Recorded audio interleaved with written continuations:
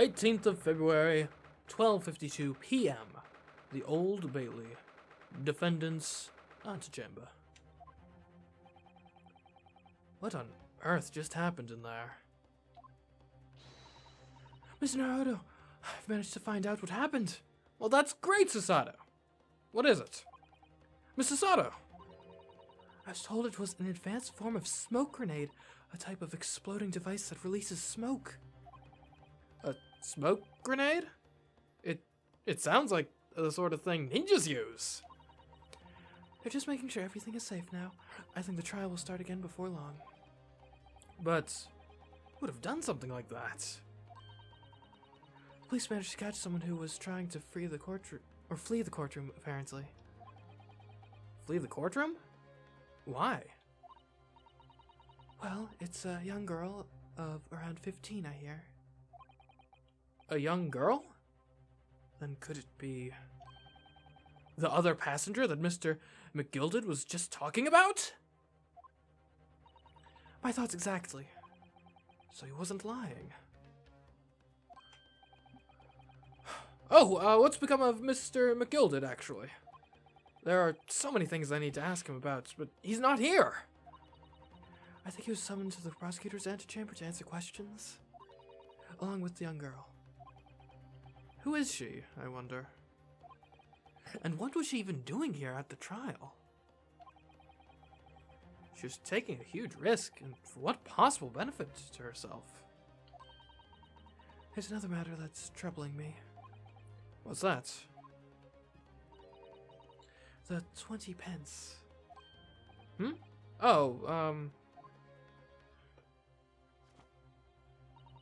According to the coachman, Mr. Bippo,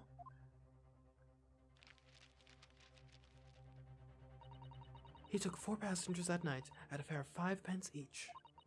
That comes to a total of 20 pence exactly. But now it seems there were in fact 5 passengers. Which means the figures don't seem to add up again. She's right. That is strange.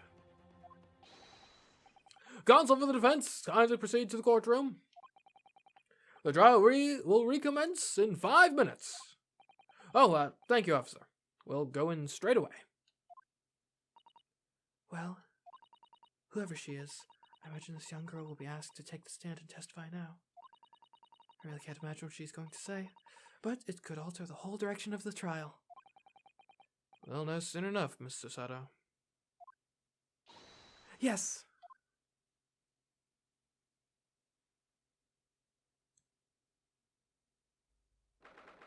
'18th of February, 1 p.m. The Old Bailey courtroom.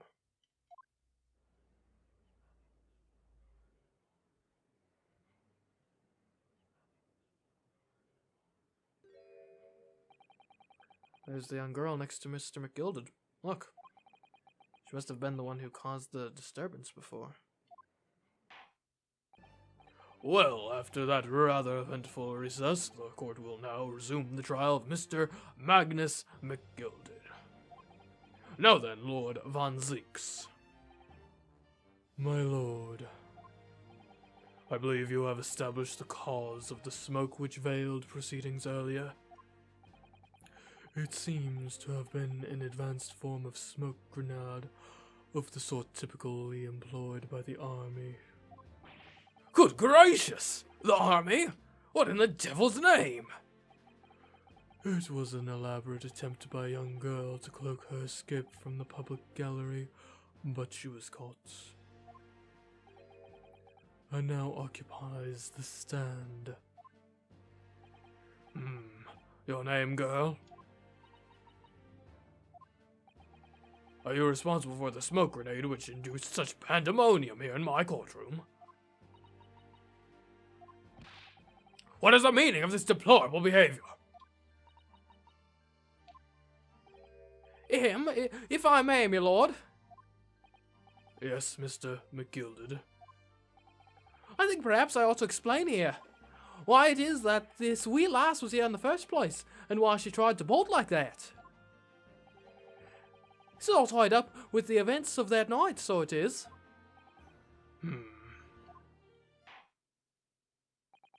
Very well, Mr. McGilded. Give your testimony. You will explain to the court exactly how this young woman is involved in this case. Just what did happen that night? It's not like a defense lawyer needs that information or anything. I hate my clients. Witness testimony. The young girl. On the night in question, I took the back seat in the omnibus and promptly nodded off. Then, begorrah! A loud thud and a wee scream woke me up with a fair start. There was a fella collapsed on the floor at my feet, so I sat him up on the side across from me. Then I turned to find out where that scream had come from, and bless my soul, what did I find? There was a child in there, all curled up in a ball, hiding her wee self away.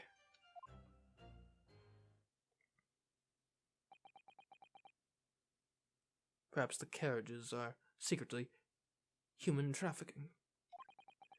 I remain somewhat baffled, I confess, but from what I gather on the night in question, this young girl was indeed riding in the omnibus, is that correct? 'Tis exactly as the defense counsel said. This last was the fifth passenger, my lord.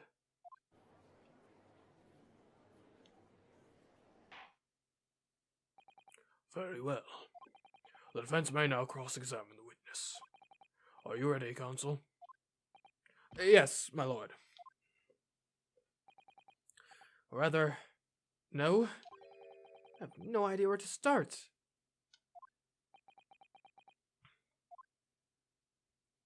And this is my own witness, so I can't ask leading questions. Or maybe it's not. Did the prosecution call my client to the stand as their witness? Okay. Anyways, young girl. On the night in question, I took the back seat in the omnibus and promptly nodded off. Oh, hold on. Let's go back, because I need to actually, press him on the stuff. Sleeping, were you? And when you first got onto the omnibus, were there any other passengers already on board? There were not. The cabin was empty, and there was no one on the roof deck either. You were the first passenger, as it were. I see.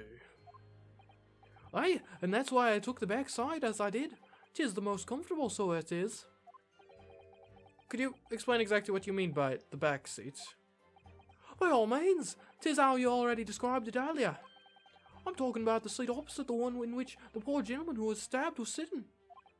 Like I said, 'tis the most comfortable, and where I felt most at ease.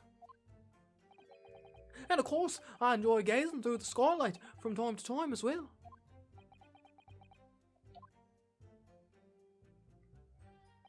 Then, bigger, a loud thud, and a wee scream woke me up with a fast start. A loud thud, you say? And a scream? Aye, that's right. How can I explain it? 'Twas like the sound of someone falling to the ground. That sort of noise. So you think it was the sound of Mr. Mason falling to the floor having been stabbed? Well now, you remember I was asleep at the time, so I wouldn't like to say. And when the sound woke me, and I opened my eyes, there wasn't a soul to be seen in the carriage but the fella on the floor. You didn't see anyone. But at the same moment, you did hear a scream. Okay, calling it now. Here's my prediction. The girl killed the man, but it was in self-defense. From the seats above you on the roof deck, I presume. Not above me, no, my lord.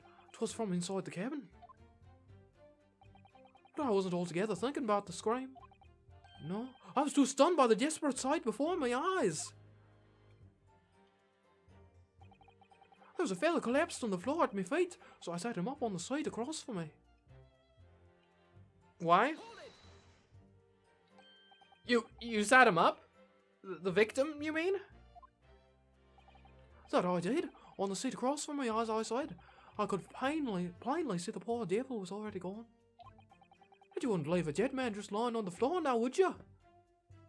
Yeah, you would, I think. 'Tis common courtesy, so it is. I find that a little hard to believe. Oh, Lord of Van Zykes! Now why would that be? You wake to find a man lying dead at your feet in a carriage. Any normal person would hail the cabman. Any upstanding member of London society, that is. Well now, as you know, I'm in something of a special line of business. The business of lending money at exorbitant rates of interest. Unfortunately, my lord, not everyone is thankful for the help I offer them, and some would even see me dead. So I do try, where at all possible, to avoid getting myself in a tangle with trouble. Are you suggesting you were just going to leave the man there? Heavens alive, no! I was always intending to report it, so I was. Only, I'd mind to find out whys and wherefores first. The whys and wherefores? Right you are. There are some details I wanted to understand before anyone else got to meddling. That wee scream I had, for example. Wouldn't your good self do the same? Yes, the scream he says he heard at the same time as the thud of the victim collapsing. Then I turned to find out where that scream had come from. And bless my soul, what did I find? Oh, hold on. Gotta press him! I'm afraid I don't understand.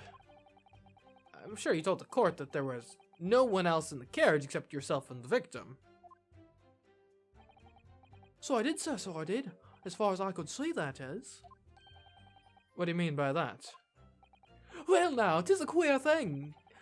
The wee scream I heard as I woke up, it came from, if you'll excuse the vulgar expression, under me backside.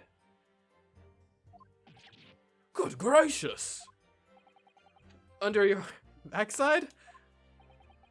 And when I lifted the seat on which I had been sitting, I found there was a wee cubbyhole in there for storage. Mr. Hardo, we can examine the omnibus ourselves, remember? Yes, of course. The whole bus was submitted as evidence. This would be a very good time to have a thorough look around inside. And we already did that, though. I already know the compartment he's talking about. And that's when I found her. There was a child in there, all curled up in a ball, hiding her wee self away. You say she was hiding herself? Aye, that's right. It was hard to see in the dim lamplight, but she was all curled up in a wee ball. When our eyes met, well, me heart nearly stopped beating in my chest. You're really overacting this. Still, no, I pulled her out from under there and set her on the seat opposite so I could have a wee ch-ch-wang with her. I would assume that's some common, like, Irish or whatever accent I'm doing, slang. The seat opposite? That's right, just next to the dead gentleman there. A bit macabre. You sat this young girl next to a corpse, sir? Well, as I'm sure I mentioned, a gentleman in my position can all too often find himself in mortal danger. So, I need to find out just who this urchin was, you see. And while I was in the middle of talking with her, I heard another scream, a fella's voice this time. Presumably that scream was Mr. First, who was sitting on the roof deck seats. Right you are again, I would say, sir. Looking down through the skylight, you must have seen this young girl and the gentleman with the knife in his belly. In other words, the previous witness did not in fact see you at all, Mr. McGilded? What they believed to be yourself and the victim was in fact this girl and the late Mr. Mason? Maybe it was a suicide. Aye, my lord. I was, as I think everyone understands now, sat at the back of the carriage out of sight.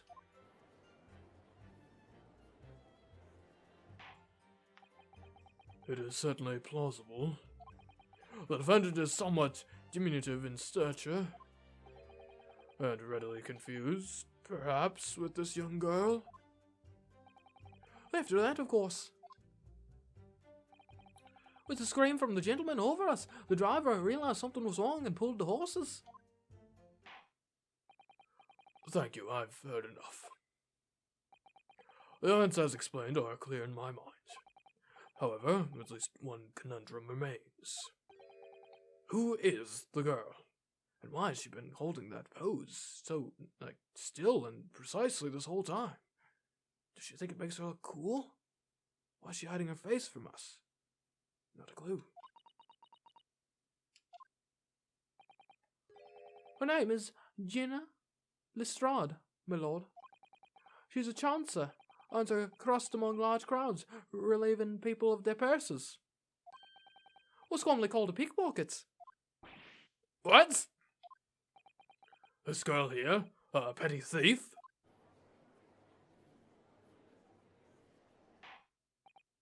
Order! Order! Is this true, Miss Lestrade?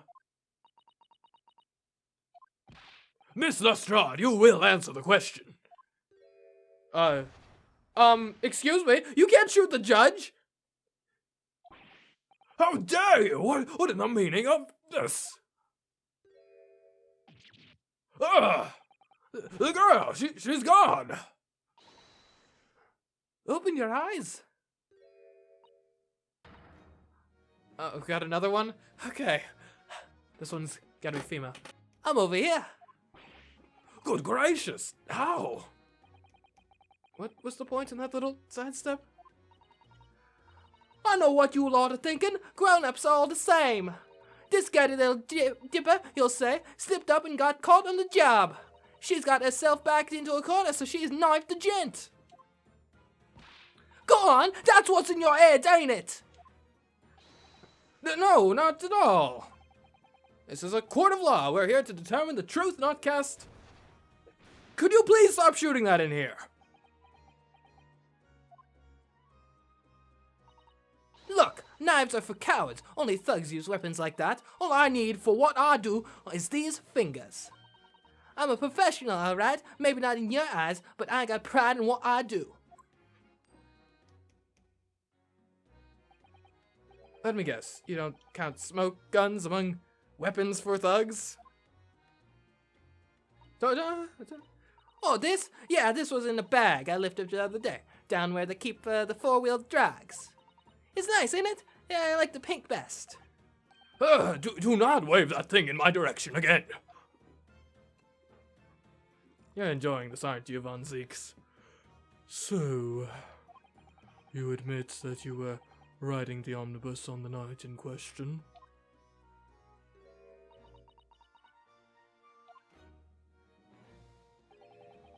It's alright, lass. You can tell them the truth now. Alright, yeah. It's just like the Irishman said. The court accepts this girl, Miss Gina Lestrade, as a valid and significant witness in this case. Accordingly, young lady, we will now hear your testimony, if you please. And if you also please, would you please stop shooting that gun of yours in my courtroom? Now, don't you give me that look, young lady. This is my courtroom, with all my rules here. You will tell the court exactly what happened in the omnibus on the night in question. Alright, if I have to.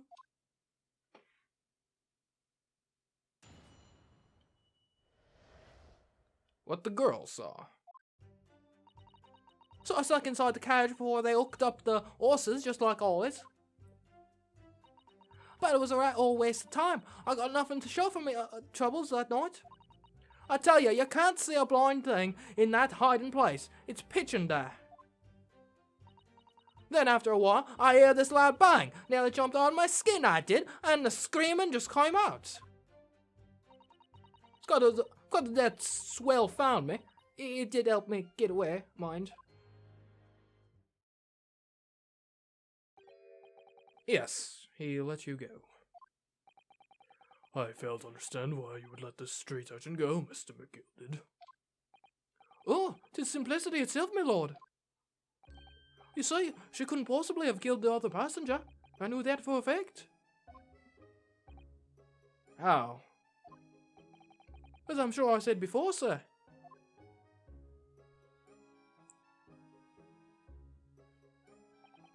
I was sitting right on top of the place where she was hiding herself. I think a demonstration is called for. This is where I was sat that night. And the cubbyhole of which you have spoken is underneath this seat, I presume.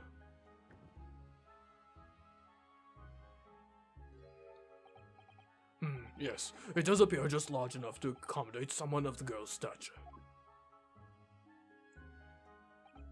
Aye, but of course, the wee lass was stuck in there. Because I had parked myself on the seat for the duration. Ah! So you see, that's why I let the lass bolt. I knew that if the police found her there, they'd automatically assume she'd done it. But I couldn't live with myself if young life was ruined when all the time I knew she was innocent. Even though you must have realized your action resulted in your own innocence being called into question. What a guy, what a guy. Not at all, my lord, not at all. I knew in my own heart that I was innocent. So I thought 'twas worth taking a punt on my own good name for the sake of this less fortunate lass. My goodness. What a perfect gentleman. My lord! This fine example of a man cannot possibly be guilty of a heinous crime like this. I'm ashamed of myself for ever doubting you, sir. Thank you, Jerry. We're almost there. With calm, calculated reasoning, one arrives clearly at the truth every time.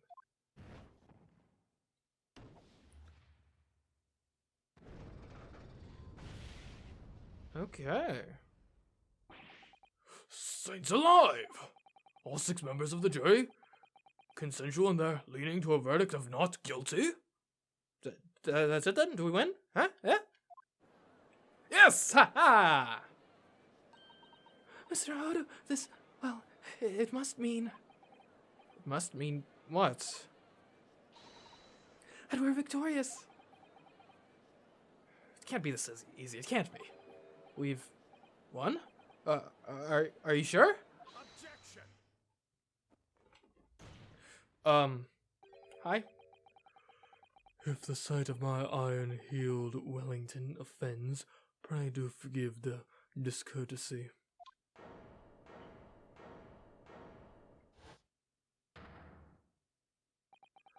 This really is a consummate example of the one monumental flaw in British judicial practices, where evidence and reasoning should be paramount, emotion rules the day. Emotion? A witness's latest statements gives us a clear insight into his true nature. What do you mean, his true nature? Do you really think Scotland Yard would have made such a glaring omission? After the incident, the omnibus was comprehensively searched by officers of the police. Obviously, the interior of this cubbyhole, as witness put it, was included in their investigation. A compartment under the posterior seat was full of the coachman's belongings. It's noted in black and white here in the police reports. Good Lord! The evidence has been tampered with. In order to corroborate Mr. McGilded's story, someone has unlawfully removed everything from under the seats. What?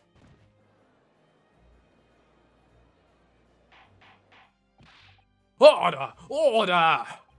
How could such a devious contrivance possibly have been effected, counsel?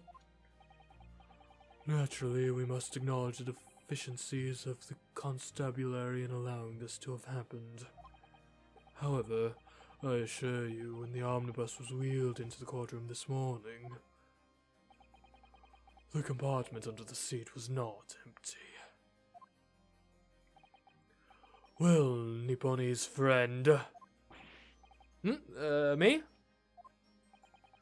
When the carriage was submitted as evidence, doubtless you examined it in fine detail, as would any self-respecting practitioner of the law. Pray, what did you find the condition of the underseat compartment to be? Oh, to be sure, the young gentleman will be able to clear this up in a jiffy. Sorry. Go ahead, you tell the court now, fella. How this is an elaborate excuse by the desperate Lord Von Sykes. But there was stuff in that when I searched. Well, counsel, do you have something to say on this matter? How am I supposed to answer? What can I say about the state of that little compartment under the seat in the omnibus? It wasn't empty. I really don't know if giving this answer is helping my case as counsel for the defense. But as far as I remember, at least. When I first examined the compartments, I'm fairly certain there were a number of articles inside it, yes. Are you sure, counsel? Yes. What are you saying now, you daft doll? I thought you were on my side here. I'm on the side of truth, and if that happens to your side, then great. If not, well, sorry.